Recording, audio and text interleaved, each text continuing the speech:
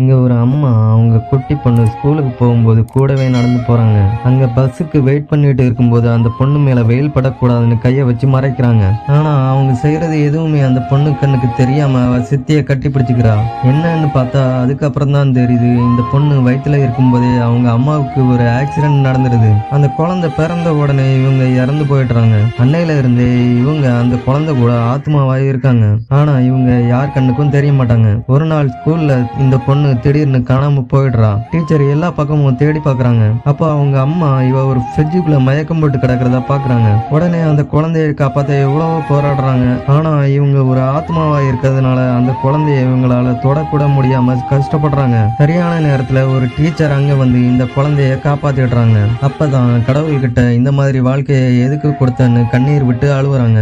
அதுக்கப்புறம் திடீர்னு கடவுள் கொடுத்த வரத்தால அப்பவே இவங்க எல்லார் கண்ணுக்கும் தெரிய ஆரம்பிச்சிடுறாங்க. அடுத்த நாள் வழக்கம் போல அவங்க பொண்ணை பார்க்க ஸ்கூலுக்கு வராங்க.